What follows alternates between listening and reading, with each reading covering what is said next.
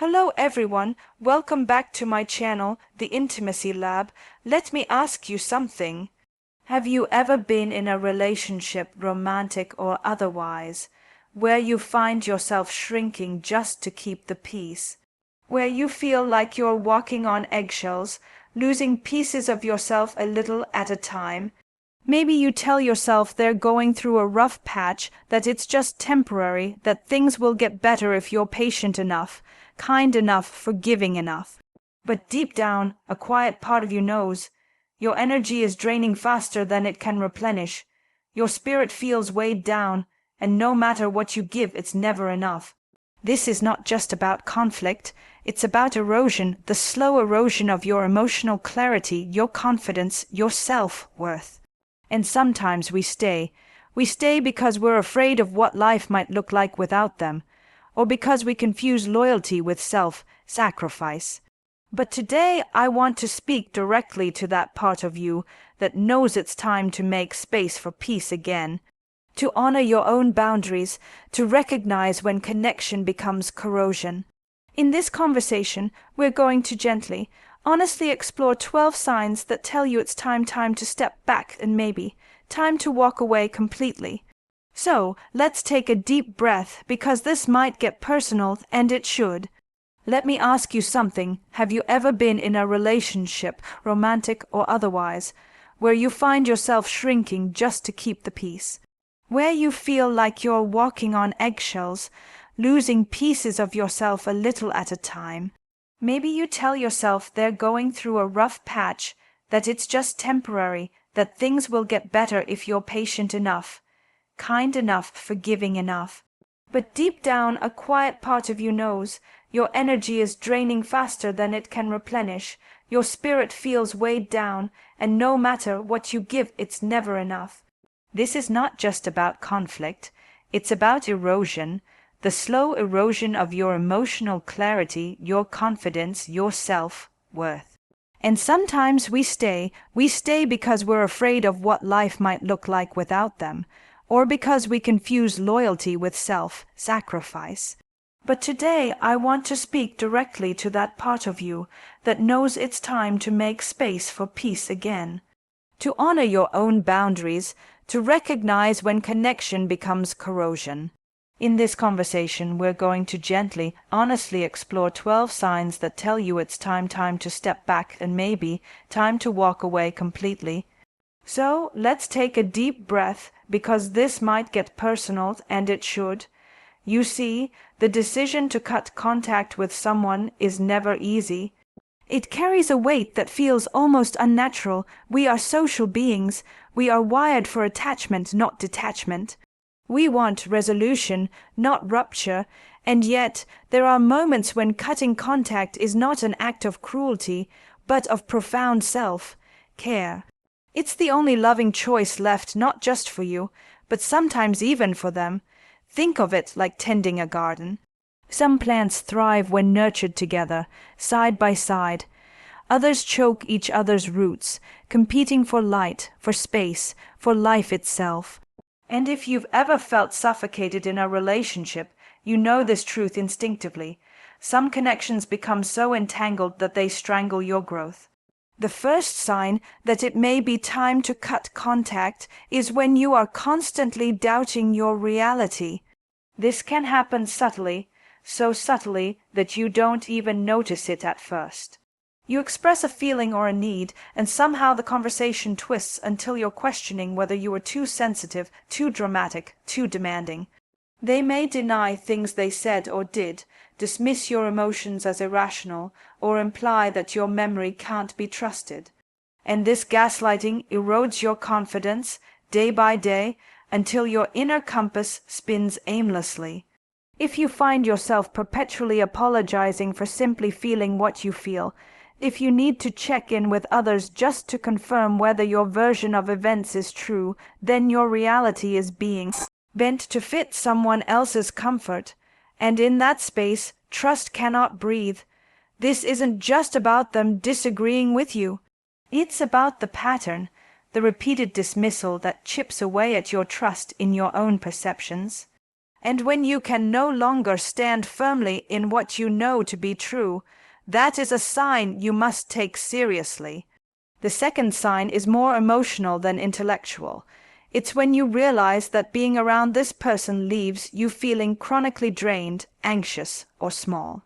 You might have an occasional good day, a moment where it seems like things will improve, but most of the time you leave interactions with them feeling depleted, heavy, or on edge. Pay close attention to this feeling in your body, the knot in your stomach, the shallow breath, the tension in your shoulders, the fatigue that sets in after even a short conversation. Your nervous system is a wise messenger. When you leave an encounter consistently feeling worse than before, that is your body's way of telling you that this relationship is not nourishing you. Many people will brush this off. They will say, well, every relationship has its ups and downs, or maybe I just need to manage my emotions better. And of course, no connection is perfect. But when the downs vastly outweigh the ups, when your sense of ease and joy are routinely replaced by anxiety and self-doubt, that's when it's no longer about communication or compromise. It's about preservation, and this leads gently into a third sign, when all the effort seems to be coming from you. Relationships are partnerships, a dance where both people invest, repair, nurture, and build. But sometimes you find yourself doing all the emotional labor, initiating conversations, making plans, apologizing first, smoothing over conflicts, bending your needs just to maintain peace. If you are the only one carrying the weight of the relationship, ask yourself why. Sometimes we tell ourselves, well, they're just not good at expressing themselves. Or they've been hurt before, so I need to be patient.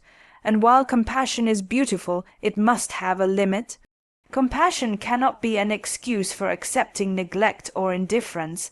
If they do not meet you halfway, or even a quarter of the way, then your relationship is not a partnership, but a one-way street.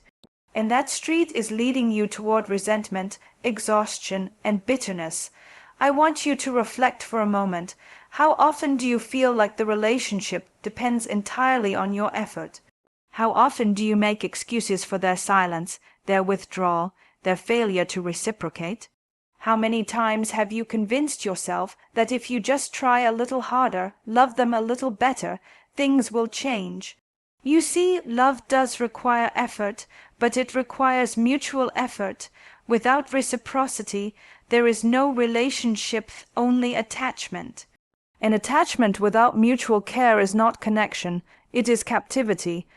When you start to see these patterns clearly, a strange thing can happen.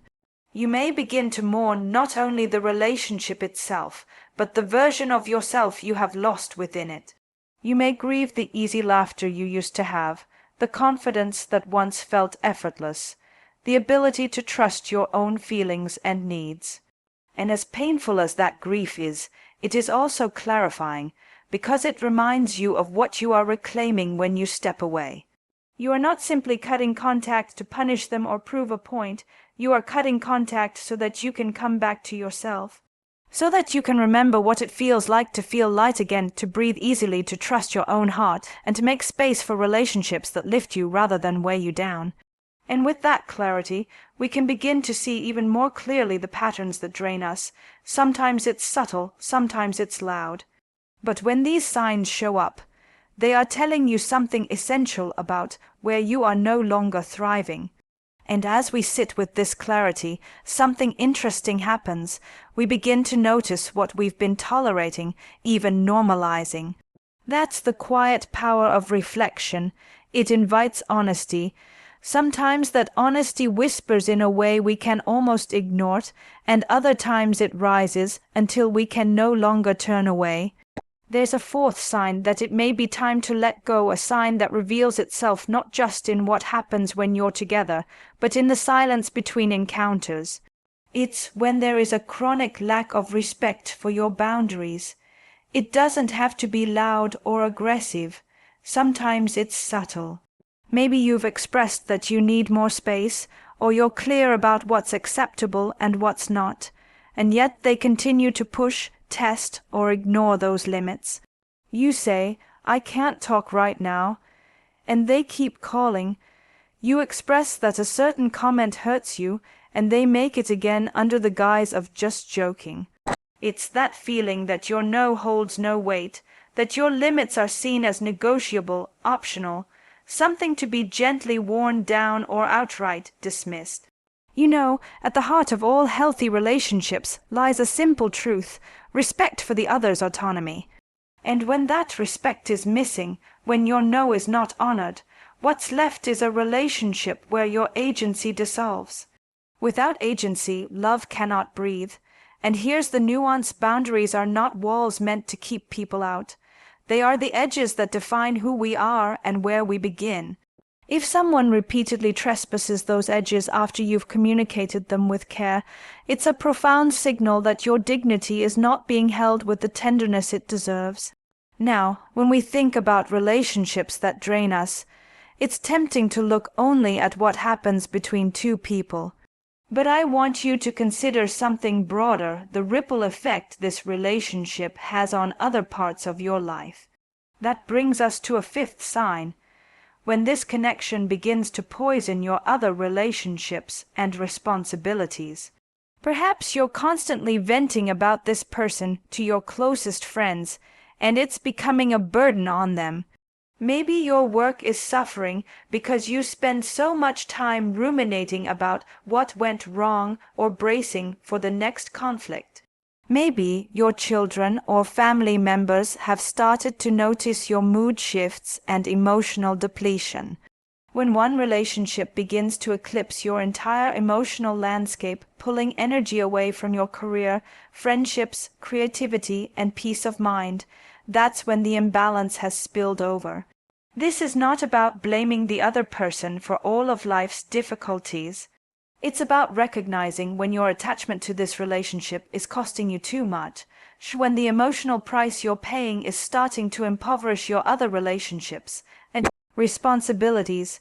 This is often hard to see while we're in it because we can rationalize, well, things have just been stressful lately, or once we resolve this next issue, I'll feel better. But if that sense of crisis is constant, if your attention and energy are constantly diverted toward managing this person or this relationship, then it's important to ask yourself, what are you sacrificing? Who or what is being neglected while you try to hold this connection together? And slowly, almost imperceptibly, you may start to recognize the sixth sign. It's a quieter, more interior signal, and it can be the most painful one to admit. It's when your sense of self has begun to shrink. When you find yourself censoring your thoughts, your opinions, your emotions because you fear how they will react. You edit yourself before you even speak, trying to manage their mood or avoid conflict. You stop sharing certain parts of yourself because you've learned that vulnerability is met with criticism, contempt, or coldness. This slow shrinking is insidious. It's the way we chip away at our own authenticity in order to maintain peace. But that kind of peace is fragile, and it comes at the cost of your wholeness. I want you to pause and reflect right here, right now, when you're with this person, or even thinking about this person. Do you feel like your full, vibrant, authentic self? Or have you become a smaller, quieter, less joyful version of yourself, carefully walking a tightrope just to avoid upsetting them? There's a tenderness in this inquiry, because often when we realize we've shrunk, we also realize that we have betrayed ourselves in small ways. We told ourselves it was love, we told ourselves it was compromise, but at a certain point, compromise turns into self-abandonment. And that is the moment to consider that cutting contact is no longer an act of rejection. It is an act of reclamation. And that brings us naturally to another place of reflection, the question of trust, not just trust in them, but trust in yourself. If you find yourself perpetually doubting your own judgment, feeling confused about what's real and what's distorted, this is the consequence of prolonged exposure to emotional manipulation, disrespect, and depletion. Cutting contact in this context isn't an impulsive reaction. It's a reclaiming of your inner compass. So often I see people wrestle with guilt when they think about cutting someone off. They say things like, "But they've had a difficult past," or "Maybe if I'm just a bit more patient, things will change."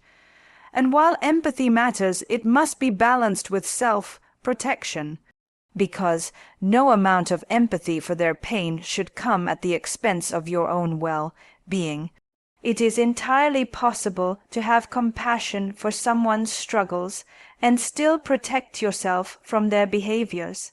In fact, one of the hardest truths we learn in adulthood is this: love does not always mean staying.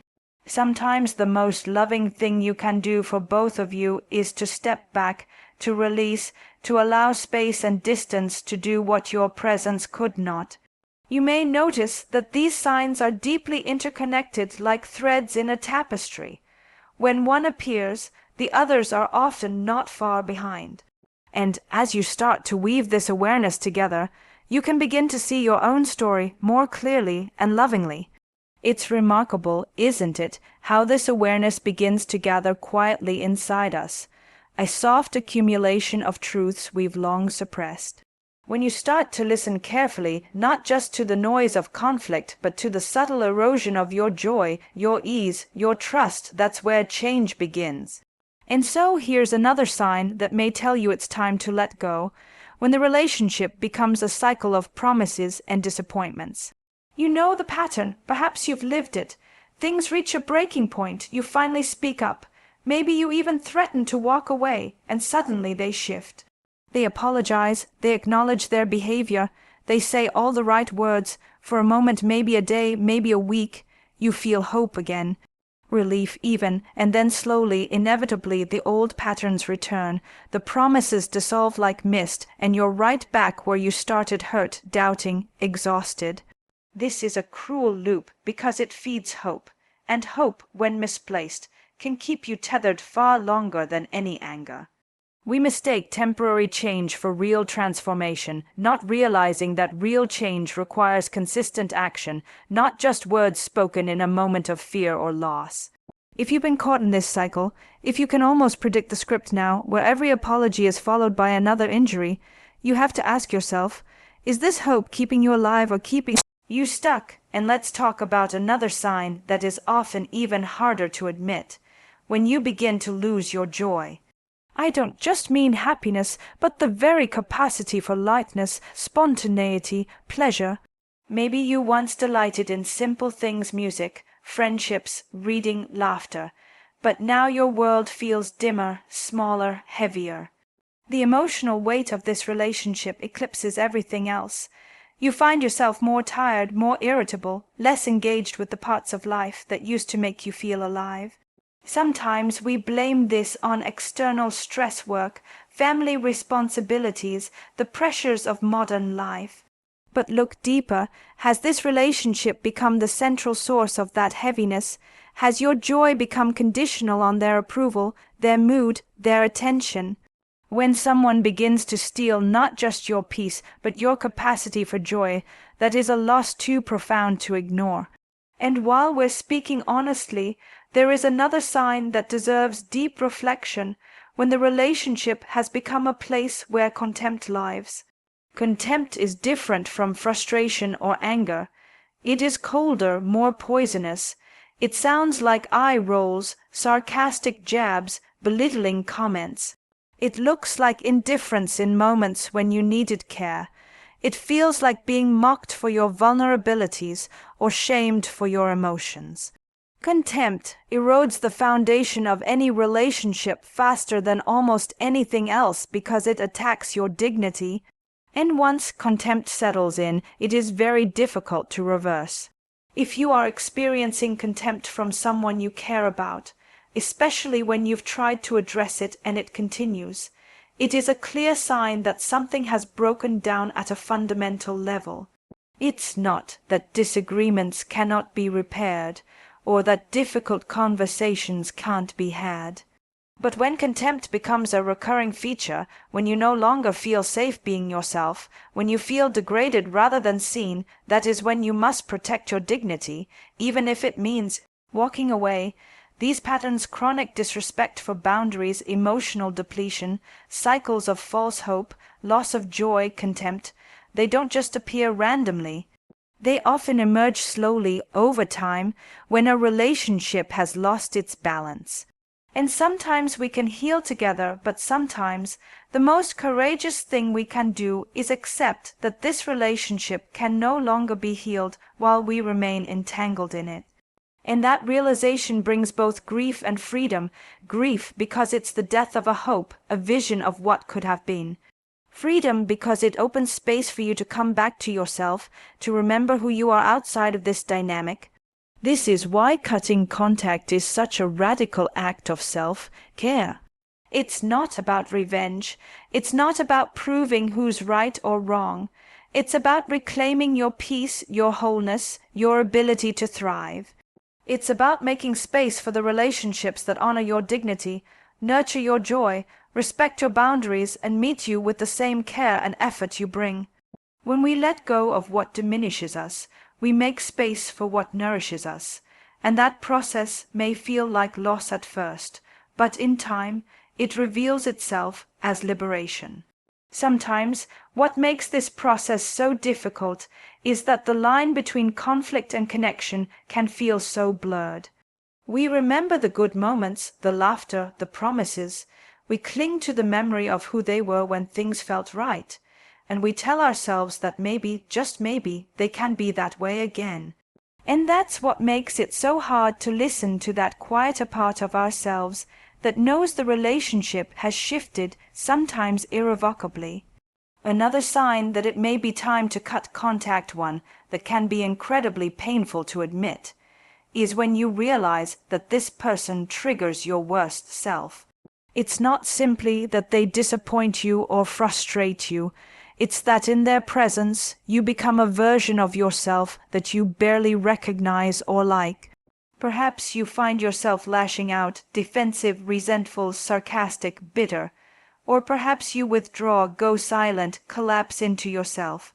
Either way, you don't feel proud of who you are when you're around them. You might even feel ashamed afterward, replaying conversations in your mind, wondering why you behaved that way. This is so important because relationships should invite us into our better selves, not perfect selves, but our kindest, most generous, most open-hearted versions. If you consistently find yourself feeling ashamed of your own behavior after interacting with this person, it may be less about your failings and more about the dynamic itself. Some relationships bring out our wounds rather than our wisdom, and when that happens repeatedly, it's worth asking, what is this relationship costing my integrity, my emotional balance, my ability to live in alignment with who I really am? It's never just about how they behave. It's also about how we feel about ourselves when we're with them. And when a connection pulls you so far away from your own core values and emotional clarity, the harm is mutual and profound. There's another layer we need to explore, a sign that can feel almost invisible if you're not looking closely, when you feel fundamentally unsafe with them. Emotional safety is the foundation of all intimacy.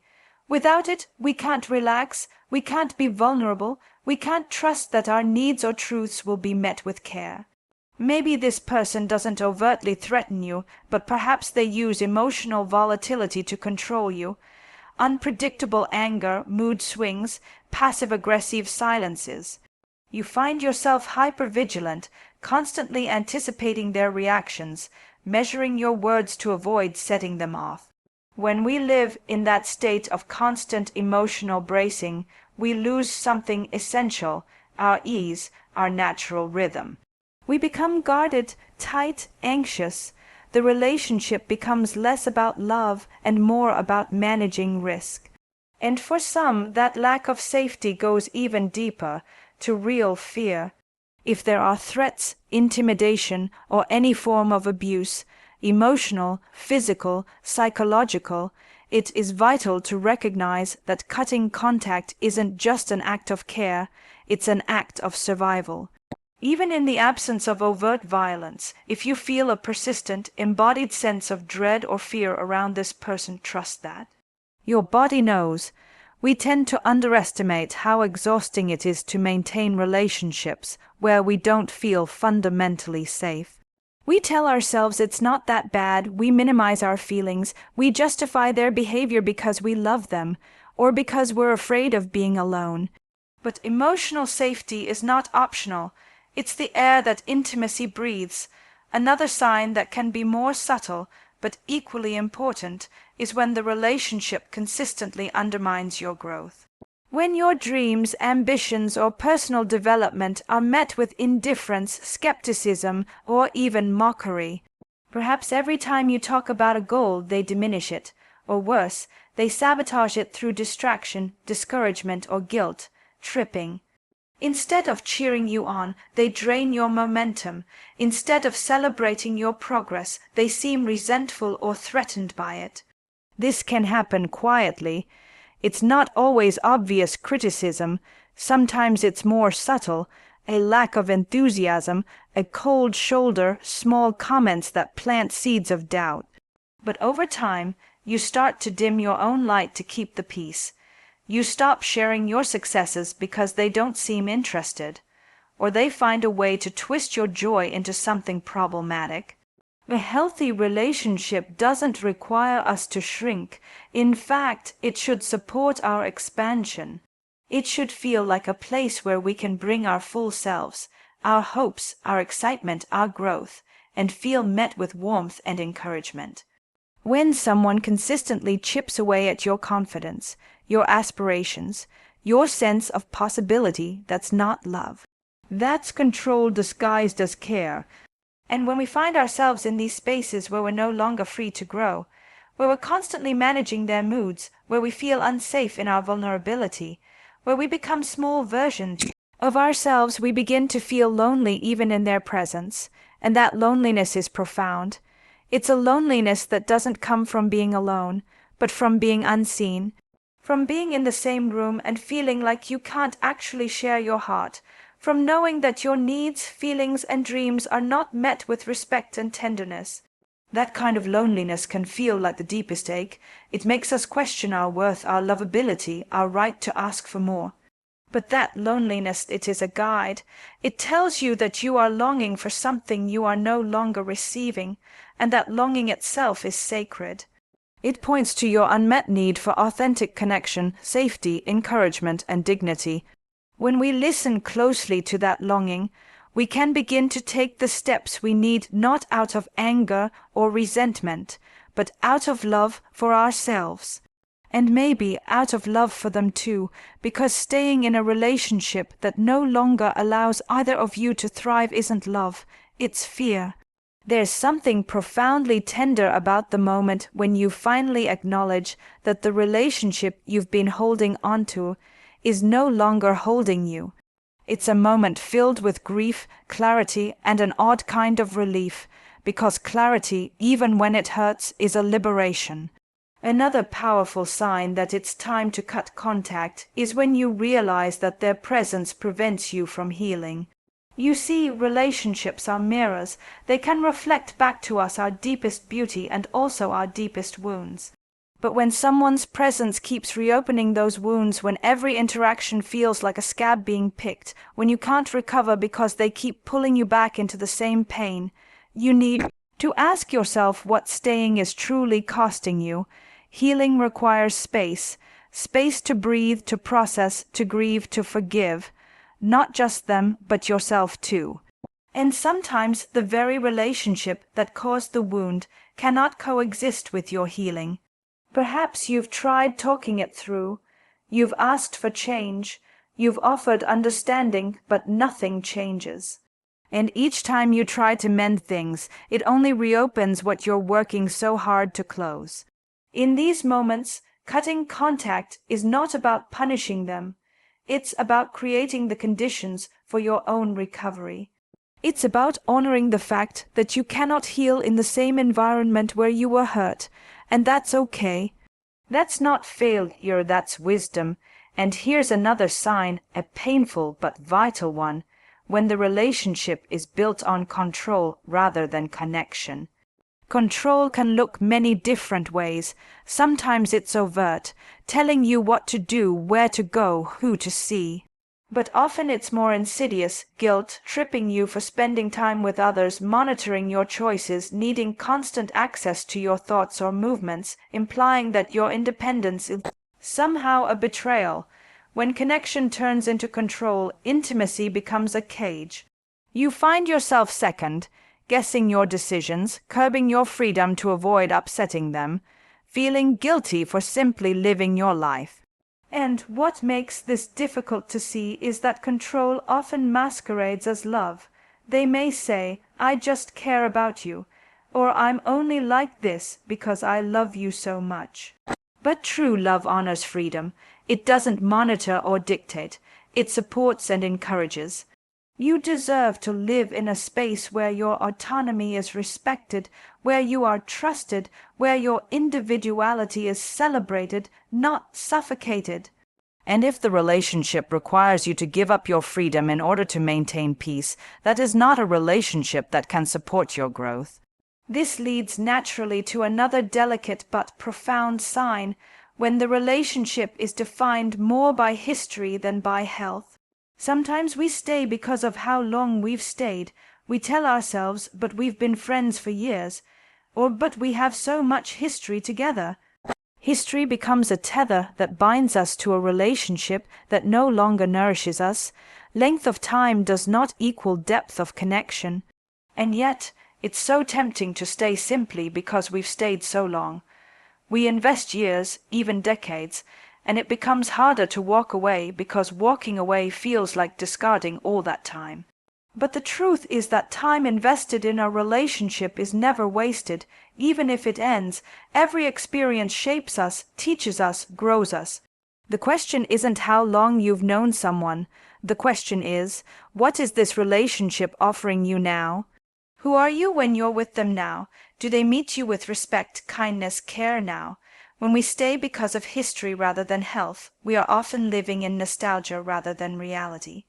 And nostalgia is not enough to sustain a connection. It's beautiful to honor what you once shared, but honoring the past does not require sacrificing your present well-being. And when you reach this point, when you see the relationship clearly, without romanticizing it, without diminishing yourself, it becomes possible to ask a deeper question. What do I want my life to feel like, not just in moments, but as a whole? Do I want my days to be filled with anxiety, doubt, heaviness, or with ease, clarity, joy? The relationships we keep shape the emotional climate of our lives, and if someone's presence darkens your days more than it brightens them, that's a truth worth sitting with.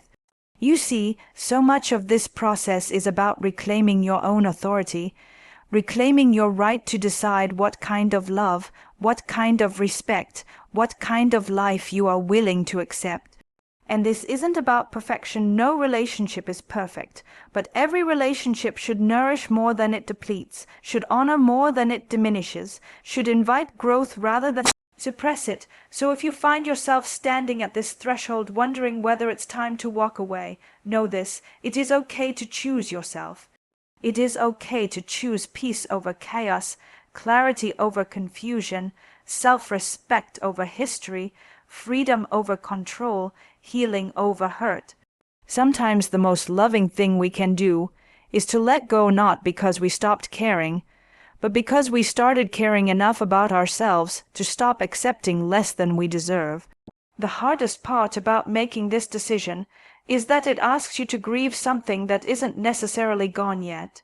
It's a strange kind of grief, a grief for what could have been, a grief for the hope you kept alive for so long, even as the signs quietly told you otherwise. And this grief, it's real. It deserves your tenderness, your compassion, your time. But with grief, there also comes space. Space to imagine what life might feel like when you are no longer carrying the weight of this relationship, when your mind is quieter, when your heart has room to breathe, when you no longer feel the ache of trying to fix something that does not want to be repaired. And so, here is another sign, perhaps the most profound one, that it's time to cut all contact when you finally realize that your presence is enabling the very dynamic that is harming you. When staying means that you're participating in a pattern that keeps you trapped and keeps them stuck too. It's easy to think that by staying, you're helping them heal or change, but sometimes our continued presence actually prevents growth for both people. This is the paradox of letting go. We often think we're abandoning them, but sometimes we're giving them their only real opportunity to confront themselves without our constant emotional cushioning. And we're giving ourselves the gift of finally stepping out of a cycle that no longer serves either person's evolution. If you've noticed that the dynamic is stuck, that no matter what you do, nothing shifts, if you've had the same conversation 10 times, if you've tried every compromise, every strategy, every softness, every boundary, and nothing changes, then ask yourself, what if my leaving is the most loving act left? What if stepping away is the only thing that could ever create the conditions for growth? We tend to think of cutting contact as an act of cruelty or coldness, but it can be an act of love too. Love for yourself, love for truth, love for the possibility of a future that isn't defined by depletion or resentment. And yes, it requires courage. It requires sitting with loneliness and uncertainty. It requires finding new rhythms, new rituals, new sources of support. But every time you choose your peace over patterns that drain you, you are affirming your own worthiness. I want to speak directly to that part of you, the part that's tired, the part that's been carrying this weight for so long. The part that keeps wondering, is it really that bad? Should I just try a little longer? What if they change tomorrow? It's okay to ask those questions. It's natural, but also know this. You are not obligated to stay in a relationship that erodes your dignity, that demands you shrink to fit into it, that punishes your authenticity, that leaves you feeling more lonely than alone. You are worthy of relationships that feel safe, relationships where you can bring your whole, messy, beautiful self, where your boundaries are honored, your dreams encouraged, your emotions met with tenderness, not mockery or dismissal, where you can grow not despite the relationship, but because of it. So take a deep breath. You don't need to rush. You don't need to explain your decision to anyone who won't understand it. You don't need to make it dramatic or loud or performative. You can simply walk away quietly, firmly, lovingly, and then you can begin the quiet work of coming back to yourself. Rebuilding your trust in your own perceptions, your own needs, your own desires, reclaiming your time, your energy, your space. Remembering what you love, what brings you joy, what gives your days meaning, and when the doubt creeps in, and it will remind yourself that this is not about their worthiness or unworthiness. It's about alignment. It's about recognizing that some relationships, no matter how much history or chemistry or hope they contain, are no longer aligned with your well-being. You see, relationships are living things. They breathe, they shift, they grow, they contract. And sometimes, despite our best intentions, they become places where neither person can thrive anymore. When that happens, it's okay to bless the relationship for what it taught you and still choose to let it go.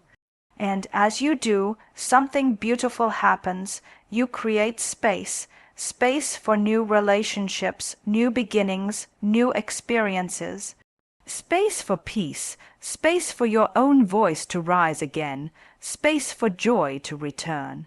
And that is what I want for you, not just the courage to walk away from what hurts, but the courage to walk toward what heals. The courage to trust that you can live a life that feels light again, that you can love without losing yourself. That you can build relationships where your authenticity is not just tolerated but celebrated. So if you are sitting in that space right now, confused, hurting, doubting, know that you're not alone. I see you. I honor the weight of what you're carrying, and I hope that this conversation has given you a little more clarity, a little more permission, a little more strength. Thank you for being here with me today, for your openness, your vulnerability, your willingness to reflect on what can be a deeply personal and emotional topic. I hope you'll share your thoughts and your stories in the comments, because you never know who else might be helped by hearing your journey.